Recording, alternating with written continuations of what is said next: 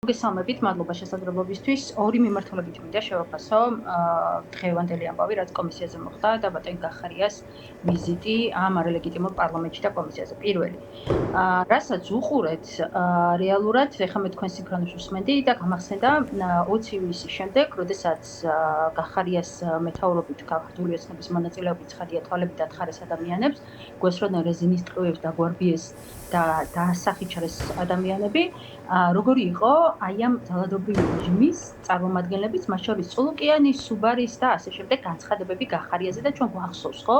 აი ამ 20 ივნისის უმოწყალო დარბევის შემდეგ მაშინ ადამიანებმა თვალები დათხარეს ეს ადამიანები, ამ ადამიანებმა გახარია დააწინაურეს. პრემიერად გადაიყვანეს და გვეუბნებოდნენ, რომ სუპერ ძალოვანი მინისტრია და გვეუბნებოდნენ, რომ ყველაზე მაგარი მინისტრია და ეს ცნობილი თათარაშვილის გამართმაც გახსოვთ შემდეგ, ხო? ქართული ოცნების მხარდაჭერა. კი ბატონო. ანუ ერთ მხრივ ეს დამპალი ძალადობრივი სისტემა, რომელსაც როცა სჭირდება შეუძლია რომ თავხედურად მოიტყუოს და თქვენ გახსოვთ მაშინ რომ თურმე დღეს გაახსენდა წულუკიანს რომ მაკოგომური არსებობს და მაკოგომურის ამოთხილი თვალი არსებობს და დაზარალებული ადამიანები არსებობდნენ. თქვენ გახსოვთ რომ მანამდე სანამ ჭირდებოდათ მათ გახარია, როგორი იყო ქართული ოცნების პოზიციები, რომ არ იმჩნევდნენ ამ ყველაფერს რაც ხდებოდა და საუბრობდნენ იმაზე, რომ უმაღლეს დონეზე მოხდა თურმე აქციის დაშლა. ხო, ზუსტად ასე მოუწევთ მათ ყველა იმ ადამიანს, ვინც აი ბოლო დარბევებზე 50 პოლიტიკურ პატიმარზე არის პასუხისმგებელი, დასახიჩრებაზე არის ადამიანების პასუხისმგებელი, ეხლა ბოლოს აქციებზე. ზუსტად ასე მოუწევთ და უარესადაც პასუხისმგებლობა თავიანთ ქმედებებზე და ეს მათთვისაც მაგალითი უნდა იყოს, იმიტომ რომ დანაშაულებრივი სისტემა, რომელსაც ივანიშვილი ხელმძღვანელობს, ზუსტად ისე გაწირავს ყველას, როგორც გაწირა გახარია, ჯერ შეასრულებინა დავალება, გაწირა გახარიაც, გაწირა ლილუაშვილიც, ახლა მალე გომელაურსაც გაწირავს და სისტემა თავისივე შვილს. კი ბატონო, მაგრამ ანა მეორე, ხო, აი გახარია რატო ეწირება? მოდი ასე დავსვათ მაშინ კითხვა. კი, აი ეს მითოდა მეორე გამეგრძელებინა, რომ მეორე მხარე ამას რა აქვს. მოდი დავიწყოთ იქიდან, რომ ძალიან დიდი ბუდიში, მაგრამ 20 ივნისი არავის არ დავიწყებია. და ჩვენი ყველაზე საერთო ოპოზიციური შეცდომა და მე ჩემს პასუხისმგებლობაზეც გვცნობ, დღევანდელი გახარიას ამ კომისიაზე მისვლის შემდეგ, ნამდვილად არის ის, რომ საერთოდ რამეს ოპოზიციას რაღაცა ერთობა შეიძლება ქონდეს გახარიასთან. ძალიან მარტივი მიზეზის გამო 20 ივნისი არავის არ დავიწყია და 20 ივნისი არავის არ უპატიებია გახარიასთვის, არავინც არ უპატიებია გახარიასთვის აკერზაია, თუმცა ჩვენ თვლით რომ თავისუფალი სამართლიანი მართლმსაჯულების პირობებში უნდა მოხდეს ამ ყველაფრის გამოძიება და არა წულუკიანის, მაგრამ გახარიას რა უნდოდა? აი დავიწყოთ იქიდან, ანუ უნდა რომ პირველი დარღვია საერთო ოპოზიციური შეთანხმება და როდესაც ჩვენ საუბრობთ ოპოზიციურ ერთობაზე და საქართველოს მოქალაქეები ჩვენგან ერთობას ითხოვენ, მაშინ უნდა იცოდეთ საქართველოს მოქალაქეებმა ვინ არღვევს ამ ერთობას, ხო? საერთო ოპოზიციური შეთანხმება ყველა პარტიის, მათ შორის ბოლოს სალომე ზურაბიშვილთან კოორდინაციის და ძალიან მნიშვნელოვანი იქნება სალომე ზურაბიშვილი როგორ გამოიხმაურება აი ამ პირობის დარღვევას გახარიას მხრიდან, ხო? იყო ის, რომ არავინ არ უნდა მისულიყო ამ იმაზე, რა ქვია, კომისიაზე, ხო? შესაბამისად, ნაციონალური მოძრაობის ლიდერები დაიბარეს, არ მივედით, დაიბარეს ლელოს ლიდერები, არავინ არ მივიდა, აღმოჩნდა, რომ გახარია მივიდა. ჯერჯერობით თუ მითხარ არალეგიტიმურ პარლამენტში, არალეგიტიმურ კომისიაზე, ანუ ესე იგი პრობლემა გაქვს, ხო? და პრობლემა გაქვს, იმიტომ რომ მე დღევანდელი დღის შემდეგ მოკლედ იმასაც ველი, რომ გახარია შეიძლება იმ პარლამენტში წამოსკუპდეს, იმიტომ რომ ეს მანდატები დღემდე არაა გაუქმებული, იმიტომ რომ თუ მიდიხარ მაგ კომისიაზე, მაშინ, ნახე, ერთია რომ პრობლემა გაქვს მის არალეგიტიმურობასთან და მეორე, თუ მიდიხარ, მაშინ ისე მაინც უნდა მიხვიდე რომ ნახევრად სიმართლე არ ილაპარაკო და ილაპარაკო სიმართლე. მაგალითად, გახარიას მისვლა გამართლებული იქნება და ერთად შემთხვევაში მას რომ გაეცა კონკრეტულ კითხვაზე პასუხი. თუ თვითონ არ გაუწია ბრძანება რომ იძახის ამ ხელშინაგან საქმეთა მინისტრი კაცი იყო და პრემიერ-მინისტრი იყო ხა მართლა თავცინის საქართველოს მოქალაქეებს თუ მე არ გამიცია ბრძანებაო რეზინის ტყუებთან დაკავშირებით ეს თქვა. ვინ გასცა მაშინ ბრძანება რეზინის ტყუებთან დაკავშირებით? ხო, ის ბრძანების გამცემი. ყველამ ხო იცის რომ ის ბრძანების გამცემი და ბიძინა ივანიშვილი იყო და ბიძინა ივანიშვილის გარეშე ვერ მოხდებოდა ეგ ყველაფერი. მაშინ რატო აფარებს გახარია მას ხელს და რატო არ ამბობს ბოლომდე ვისი ბრძანება შეასრულა მათ. თუმცა აქაც ურთიერთგამომრიცხავი იყო მისი განცხადებები, იმიტომ რომ წინა განცხადებები გვახსოვს. მისი სადაც ცრულად თვითონ იღებდა პასუხისმგებლობას ამ ყველაფერზე და დღეს კიდე ცოტა უფრო სხვანაირად თქვა. მაგალითად, რატომ არ გასცა პასუხი და რას ურთხის გახარია და რატომ გონია მე არასანდო და არაგულწრფელი. გახარია ამასთან დაკავშირებით რომ თქვა რომ რამდენიმე ადამიანის შემოსვლაო გავრილოვთან ერთად კიდეო ხო იყო დაგეგმილი რომ ასე ჩვენ მთელი ამბავი ავტეხეთ და ისინი არ შემოუშვიძე და უფრო ოდიოზური ფიგურები იყვნენ. ვინ იყვნენ ეს ადამიანები?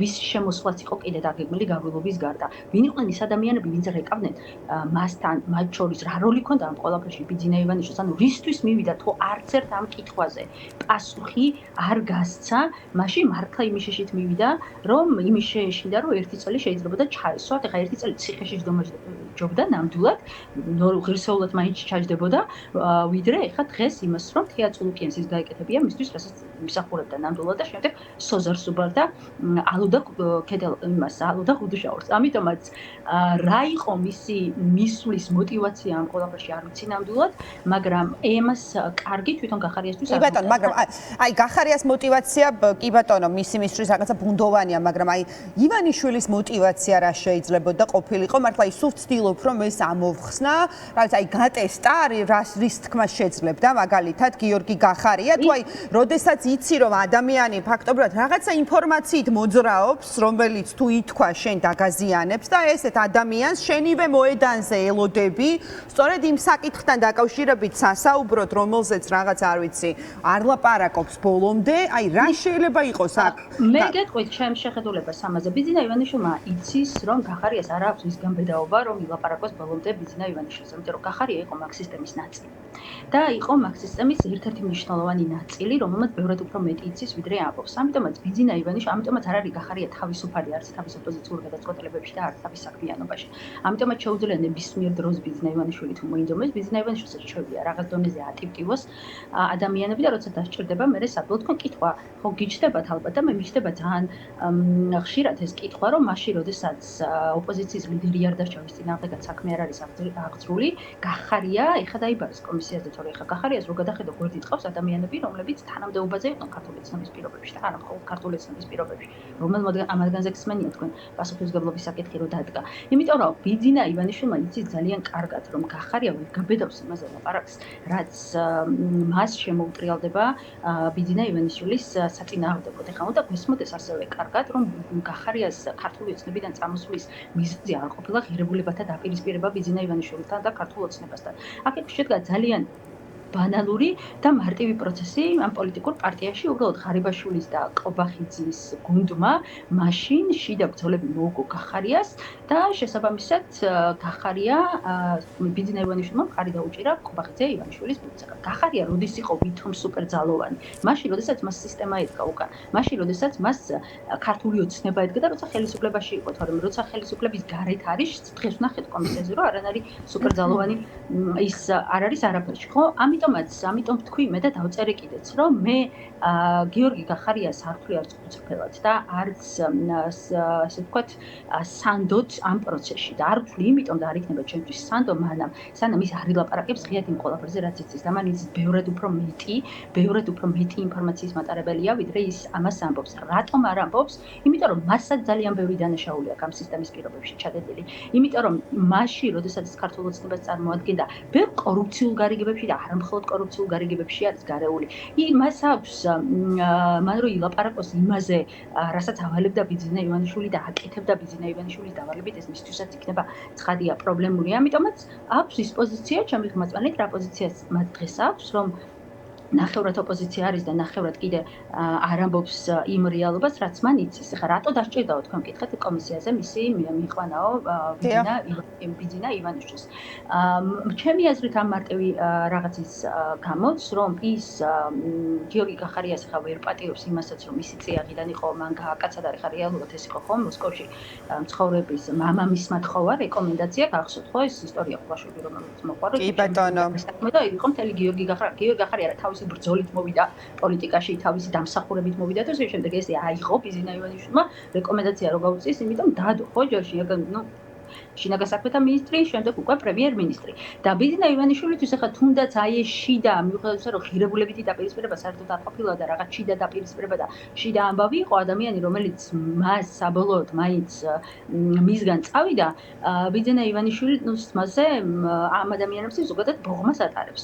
შესაბამისად, მისი დამოკიდებულება გახარიასთანაც შეიძლება ჩავთვალოთ სწორედ აი ესე ამ მიმართებაში და ცხადია, რომ მასთანაც საგამოძიებო კომისიაზე დაბარების და ეხლა კიდე რა არის მეორე აი 20 ივნის დღეს რა მცდელობა ქონდა ამ კომისიას ხო აი წულუკიანი მთელი ამ ხის განმავლობაში ამ კომისიაზე რაც გამოვიდა კიდეც მეტნაკლებად იმიტომ რომ იმდენად სუსტი იყო გახარია ცდილობდა რომ პასუხისმგებლობა ქართულ ოცნებას და ბიძინა ივანიშვილს 20 ივნის დარბაზაზე მოეხსნა და მთლიანად გადაეტანათ გახარიაზე თითქოს გახარია მარტო ასრულებდა ამ დავალებას და გახარიამაც მისცა ამის შესაძლებლობა იმიტომ რომ არ ილაპარაკა სიმართლე არ ილაპარაკა ბიძინა ივანიშვილი როგორ ეკავდა და როგორ ეუბნებოდა სად რა როგორ უნდა დაერბია და რა უნდა გაეკეთებინა და შესაბამისად ამ ნახევარი სიმართლით იმის შესაძლებლობა რომ ბოლომდე ამ 20 ივნისს ხარ რას უყვებოდნენ გახსოვთ ცოზარ სუბარი ეუბნებოდა და თეატროლოგიანი რომ იცი რა მე შე რო გითხარი რომ რეზინის ტყვები არ გამოიყენო გიორგი ანუ შენ მაინც რეზინის ტყვები გამოიყენე გეგონება მართლა ვიღაცა სულელები ვართ ეხლა რომ ამ ყველაფრის ჯერა ანუ ეს მცდელობა ქართული ოცნების რომ თვითონ მოიშოროს პასუხისმგებლობა მათ შორის 20 ივნისის თვალების დათხრაზე ადამიანებისგან ფრენად გადაიტაროს გახარიაზე და თვითონ ამ ყველაფრიდან გამოვიდეს ისე რომ ამ ყველაფრის წინააღმდეგი იყო და ეს არის მხოლოდ გიორგი გახარიას პასუხისმგებლობა, მაგრამ კიდევ ერთხელ ვიმეორებ, ამის შესაძლებლობას თავიდან ბოლომდე მას აძლევს გახარია და ხა ეს კომისია ხომ მთელი თავისი შინაარსით არის მოღალატეობრივი. ამ კომისიის მთავარი მიზანი ხო ისევ რომ ამ ქვეყანაში ისტორია გადაწეროს. ეხა ამ კომისიას ჩვენებას აძლევს, რა ვიცი, ხაინდრავა რომ მიდი ჩვენების მისაცემად იმ კომისიას როგორ უნდა გხდე შენ, საერთოდ ჩვენების მისაცემად და თუ მიხვალ კიდევ ერთხელ ვიმეორებ, მაშინ ეს მისვლა უნდა იყოს ისეთი, რომ ანახო თუ იმისთვის მიდიხარ, რეალობა ილაპარაკო და სიმართლე ილაპარაკო. ამიტომაც მე მგონია რომ ყველაზე მეტად ალბათ თვითონ უნდა ხდებოდეს გახარია რა აზიანი მოუტანა მას ამ კომისიაზე მისვლა. იმიტომ რომ ჩვენ ქვეყანაში გვყავს პოლიტიკური პატიმრები, 50 პოლიტიკური პატიმარი ყავს და ყავს დასახიჩრებული ადამიანები, მაგრამ ყველაზე შემზარავი ამ ყველაფერში ანუ ჩემთვის მაინც რა იყო საქართველოს მოქალაქისთვის ხო, ვისაც ეს 20 ივნისიც მახსოვს და დღევანდელი დარბევებიც ხო. ანუ ჩვენ უყურებთ ყველაზე საშინელ ამაზრზენ სახეს რეჟიმის ანუ ეს გახარია ადამიანებიც 20-20-ში იყვნენ ქართული ოცნების წარმომადგენლები, რომლებიც ერთობლივად ჩვენ გვარბებდნენ ადამიანებს თვალებს თხრინდნენ, მე უწიფრად გამოდიოდნენ და გვეუბნებოდნენ, რომ არანაირი ძალადობა არ იყო, არანაირი თვალების დათხრა არ იყო, არანაირი რეზინის ტყვი არ იყო და თურმე კანონის ფარგლებში მოქმედებდა პოლიცია და სახელმწიფო და ეხლა როდესაც დასჭირდა მათ უბრალოდ ამ ყველაფრის შემოbrunება ამ ყველაფრის შემოbrunება აი თურმე აღმოჩნდა რომ წულუკიანს ძალიან ედარდება ეხლა მის მაკო გომურის თვალი და ძალიან ედარდება რომ იქ ადამიანები დასახიჩრდნენ, მაგრამ კიდევ ერთხელ ვიმეორებ, ერთ მხრივ ძალიან ნიშანდობლივი უნდა იყოს დღევანდელი კომისია ყველა იმ ადამიანისთვის, ვინც ჯერ კიდევ რეჟიმს ამაგრებს და განსაკუთრებით იმ ადამიანებისთვის, ვინც ძალოვნებში არიან, პოლიციას წარმოადგენენ და არ მხოლოდ პოლიციას წარმოადგენენ. წარმოიდგინეთ სადაც გახარიას, რომელსაც სუპერძალოვანი მინისტრი ეძახდნენ და ასე შემდეგ, ხო? აი ესე ეხლა ცდილობენ რომ ბოლომდე შეაწმინდონ ხელი მათივე ჩადენილ დანაშაულებებს, გახარიას იმსახურებს ამათ. რა შეიძლება მოვიდეს თითოეულ იმ ადამიანს, ვინც ახლა უკანონო დავალებებს ასრულებს ქართული ოცნების.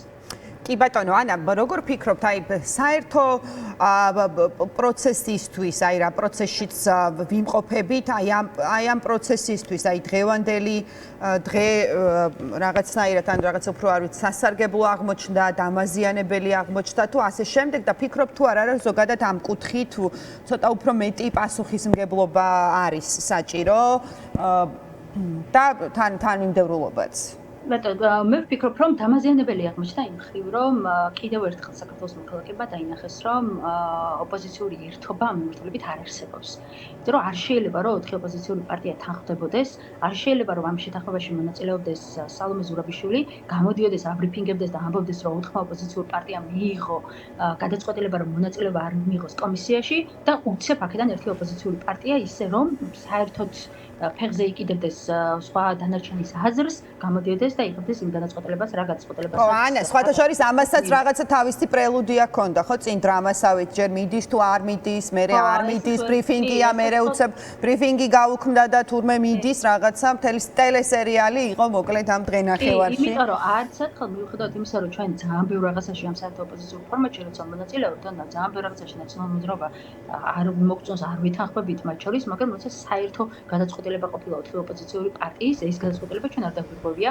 არასოდეს და აი ამ მიმართულებით ვთვლი რომ ეს იყო ძალიან ცუდი და კიდევ ერთხელ ვიმეორებ რომ ძალიან მნიშვნელოვანი იქნება სალომე ზურაბიშვილის შეფასება გახარიას მოქმედებასთან დაკავშირებით და რეალურად დღეს აღმოჩნდა რომ ეს კოორდინაცია რომელიც დაანონსა 31 მარტს რეალურად არანაირი კოორდინაცია არ არის და არანაირი საერთო შეთანხმება არ არის. ახლა რა მოუტანა ამან ქვეყანას? ამან არაფერი არ მოუტანა გარდა იმისა რომ ეს ძველი ჭრილობები 20 ივნისის გაიხსნა კიდევ უფრო მეტად და ადამიანები ვინც დაზარალდნენ დღეს საკუთარ თვალებით და ყურებით ასმენინეს იმას როგორ აბრალებენ ერთმანეთს უკვე ვინ გასცა ტყვია და თან მე ვიტყოდი რომ ცინიზმი იყო ძალიან დიდი ამ ყველაფერში, იმიტომ რომ რეალურად ვერ ბედავდა გახარია იმის თქმას, ვინ იყო რეალური ბრძანების გამცემი და მეორეს მხრივ ის ადამიანები, ვინც ამ ყველაფერში მონაწილეობდნენ ტულუკიანის და სუბარის მხრივ მეორე მხრივ ისინი ცდილობდნენ რომ მხოლოდ გახარიაზე ყოფილიყო ეს ყველაფერი გადაბრალებული, მაგრამ ამ ბრძოლაში მთავარი რა არის? ამ ბრძოლაში მთავარი არის ის რომ მე მესმის რომ ეს ბრძოლა ძალიან სწორხაზოვანი ვერ იქნება, მაგრამ პასუხისმგებლობა არის ის რომ